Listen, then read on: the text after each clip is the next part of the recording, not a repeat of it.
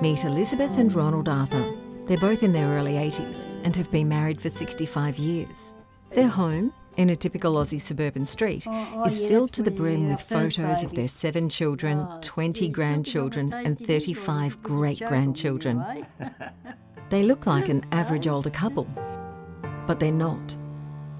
Ask them about their childhood and you'll soon hear shocking stories about an infancy, adolescence and youth filled with horrific physical, emotional, psychological and sexual abuse. Ron and Elizabeth are just 2 of well over 500,000 Australians, known collectively as Forgotten Australians or care leavers.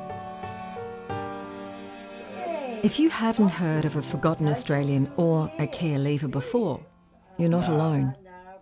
Care leavers and Forgotten Australians are people who grew up in Australia's 800 plus orphanages, children's homes and foster care and other institutions.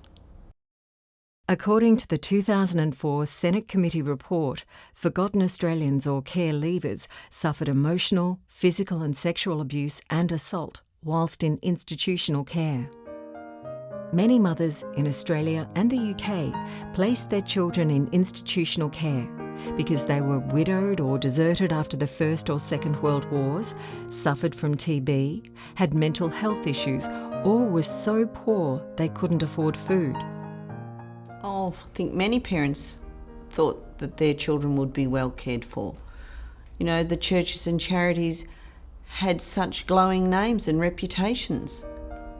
Many parents thought of state care as a temporary measure and reclaimed their children when they were able. However, in the UK, when some parents came to claim their children, they found their children had been put on a boat and sent out to Australia without their consent or knowledge. These children are collectively known as child migrants. Many child migrants were told they could not return home because their parents no longer loved or wanted them. Some Indigenous mothers had their children forcibly removed and placed in institutional care. Those children are now known as the stolen generation.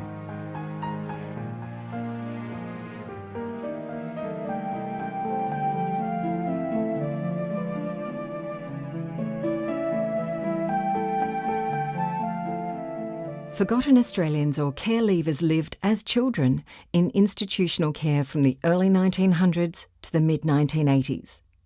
Some have already entered care homes and more will require care home services in the future. However, many Forgotten Australians associate residential aged care with the type of institutional care they received as children. I wouldn't have it. I'd say I wouldn't go in the home and that's it. I've been locked up when I was a kid. I don't want to be locked up again. But I wouldn't really recommend a place like this for anybody.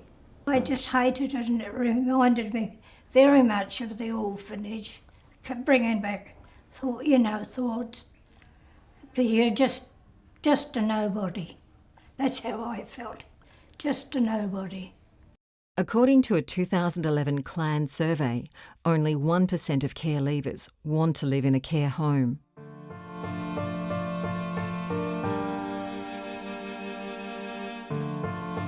Well, I found out by the child welfare that I was left on the doorstep at a church in Manly. I was handed over to the child welfare to the baby's home. I don't know which home it was, but a baby's home. And I was put out for adoption. A woman adopted me in Cabramatta when I was a baby, but she handed me back. And after that, I was sent out to another woman, baby. And I don't know her name, but they didn't have me for long and they sent me back.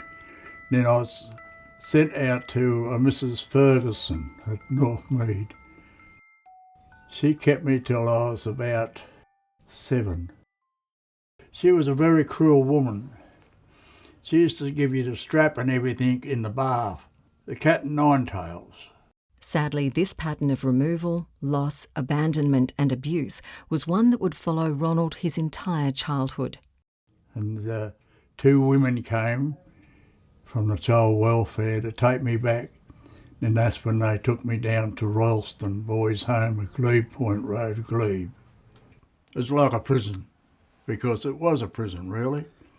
You know, big brick walls around, big metal gates covered, you know, and barbed wire around the top. So Royalston was like a jail. They put to the work, polishing floors and all that, the dormitories and that. Ron's wife Elizabeth was left as a 2-year-old with her 1-year-old baby sister Peg at Burnside Presbyterian Orphans Home in Sydney. And then that day, I can still remember it, my sister and I, Peg, were put in a home, an orphanage. Not knowing what it was, but I could walking up the path and I could see all these kids looking at us. And Peg was just walking then. And they took us inside and sat Peg on the table. And I'm just standing there, nearly wetting my pants, which I often did. We were taken, I don't know who took us to the orphanage, but we were taken to the orphanage because we were both born down near Melbourne, or close to Melbourne. We don't know anything about that. I was in an orphanage for 14 years. Peg, like many children in care, had her name changed by institution staff. They said, Peg, oh, look, Peg, oh, isn't she a little cutie? She's like a little Asian girl. Then they said, oh, she's like Anna May Wong. She was an actress in those days. Oh, let's call her Emma May, you know. Elizabeth, like many children in care, was numbered. We all had a number. Mine was always 17. Every house I went to, it was 17. There's always something they say we do wrong, but it's not wrong. And if anyone was naughty and stole something, they'd ask every girl who did it, and nobody owned up. So we were all put across the lounge, bare bum, and got smacked with cat and iron tails. You know, and we all got it, whether we did wrong or not. One matron, she was the nasty one, Maggie Rowe. She was a cruel one. She used to get you by the ear and drag you around and kick you in the ankles. And yeah, we'd have marks, bruises, but you didn't see, once you put your clothes on, you didn't see bruises, did you? Life at Burnside for little Elizabeth had other unique cruelties. But I remember, because we were so nervous, we used to wet our pants sometimes, and if you wet your pants, she'd make you take them off and rub it in your face. Wetting the bed at night was also met with severe punishment for many children. Or you'd have to get up and put you under the cold shower. You know, get up, and then we'd have to try and take the sheet off and rinse it out ourselves. But we're only little kids. When we were kids, if you were naughty, you were locked in the linen cupboard, put in the linen cupboard in the dark, petrified.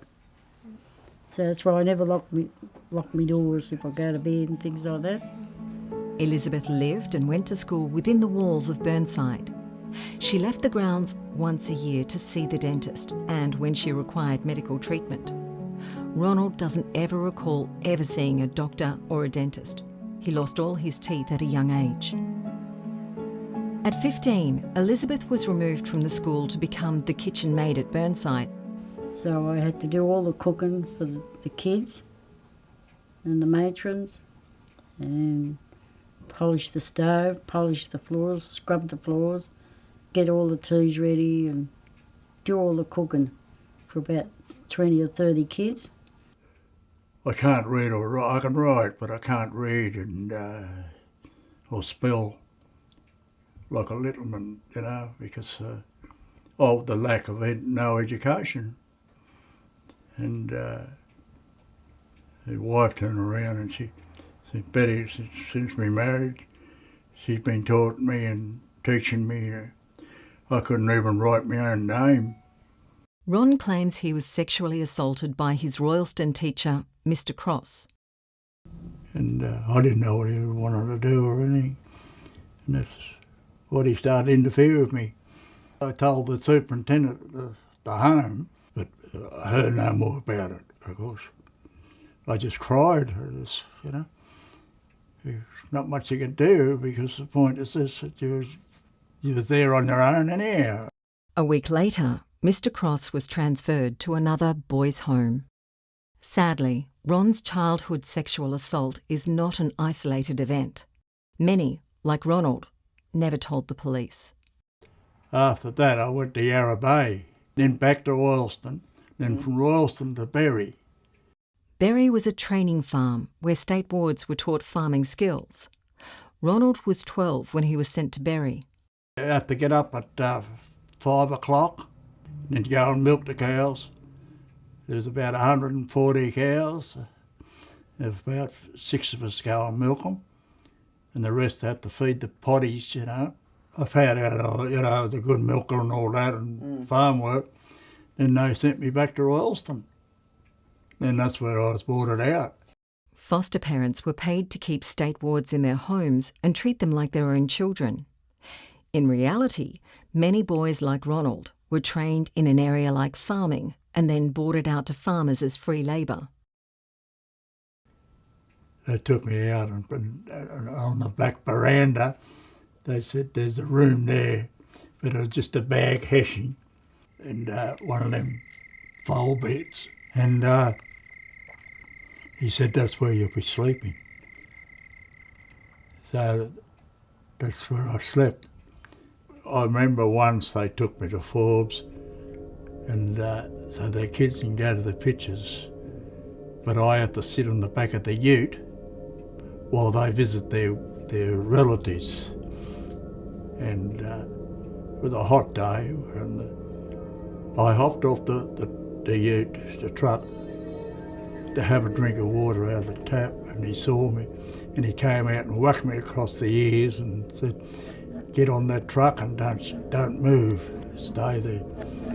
I had to sit there all afternoon while the kids went to the pictures, and that played on my mind. Ronald was boarded out to several other farming foster families. He always worked the farm, slept outside, and was never included in the family. At 15, Ronald's last foster placement was with the Ingham family, where he and up to 10 other welfare children worked on the Ingham's egg farm. But you're never allowed out or anything like that. You just to work 7 days a week. That's how he made his money off us. You know, he was getting paid by the government for each boy. At 16, Ronald ran away. Although officially state wards until the age of 21, most were ejected from care at about 15 or 16, with little or no post-care support.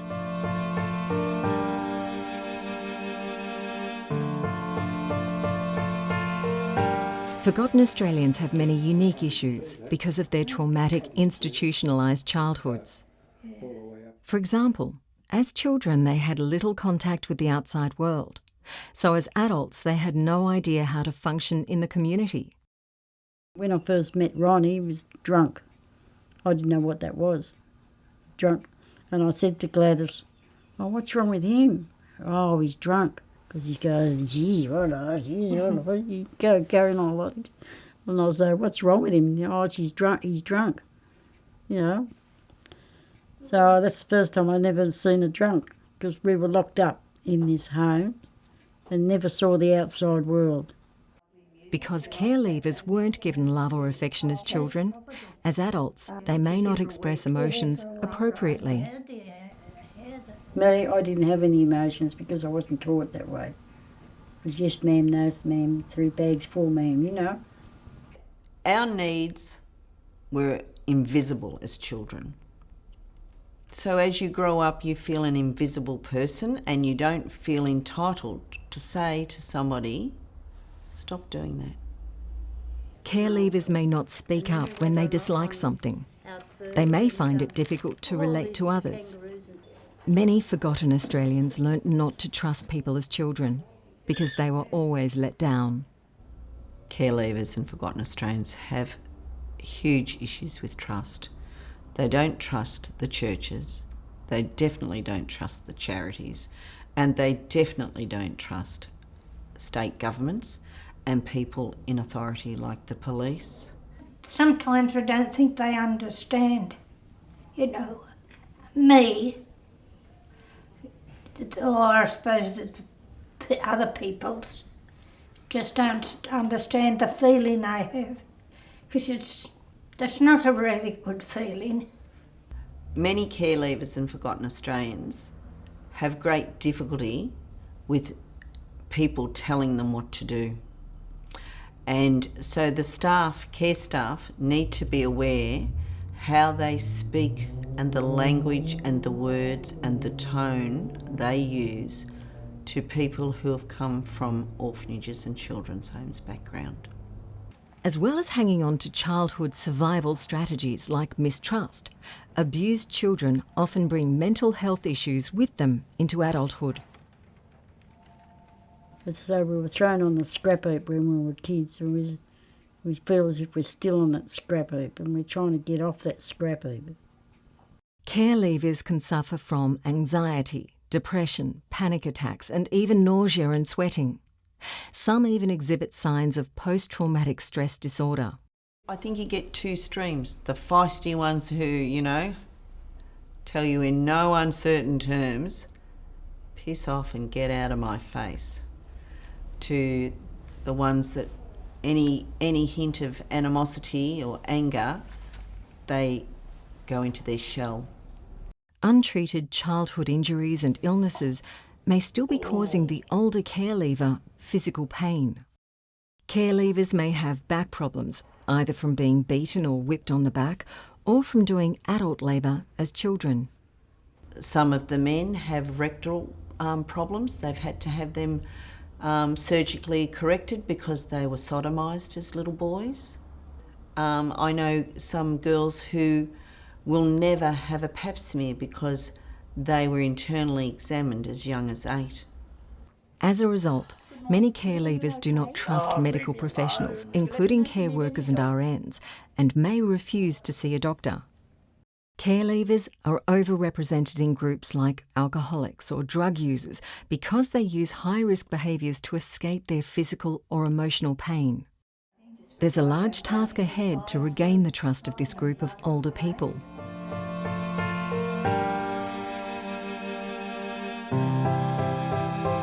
Now let's look at some specially created practical strategies you can use to help you address their unique issues in the aged care setting.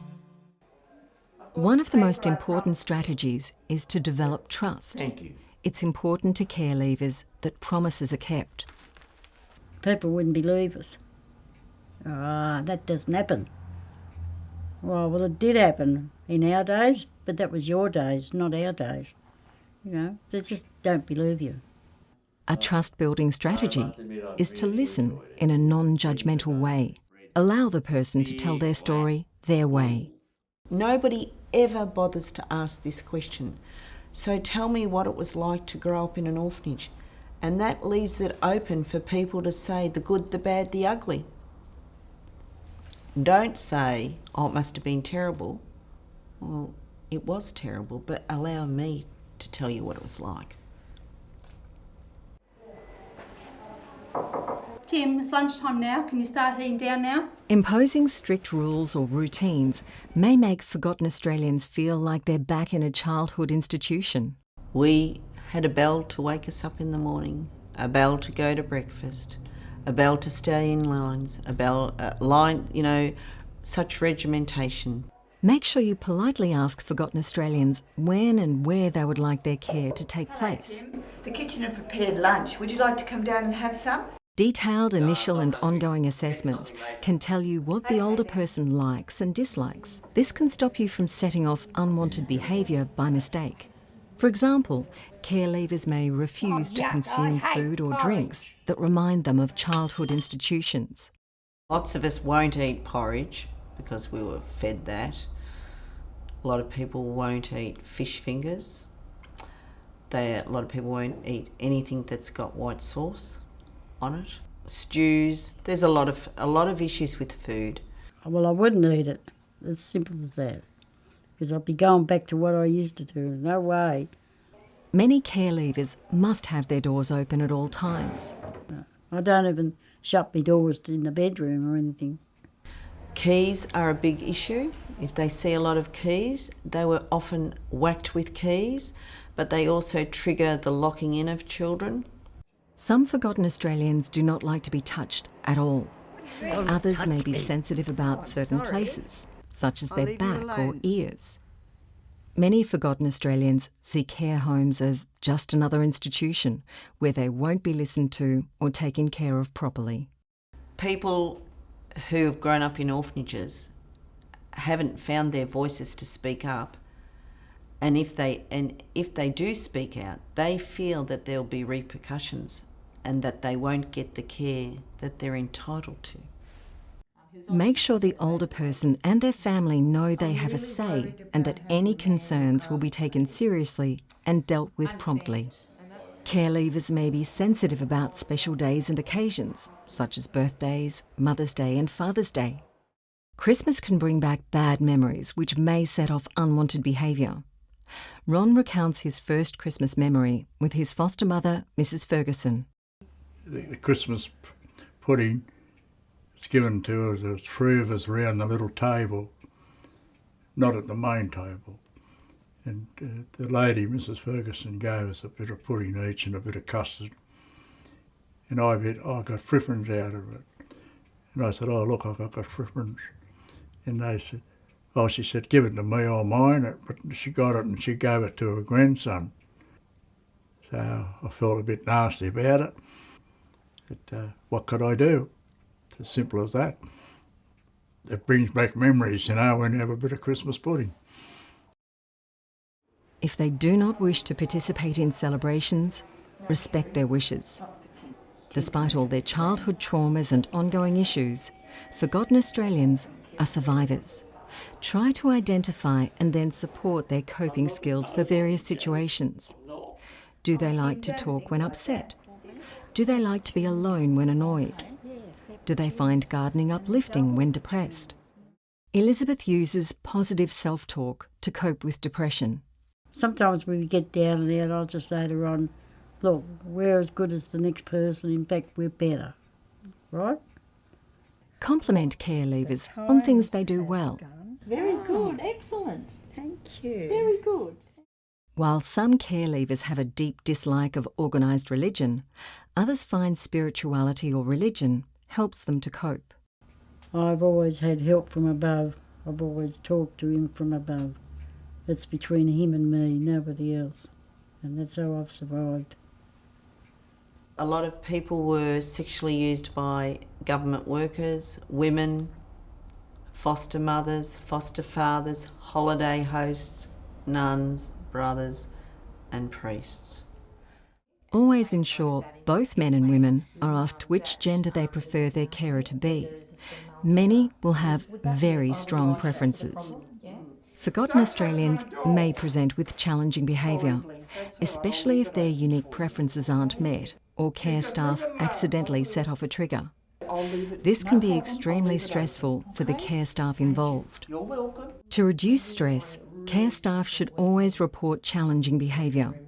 Managers can support their care staff by quickly addressing reports of challenging behaviour, making employee assistance programs available, and ensuring the same staff aren't always working in the space where there are older people with challenging behaviours.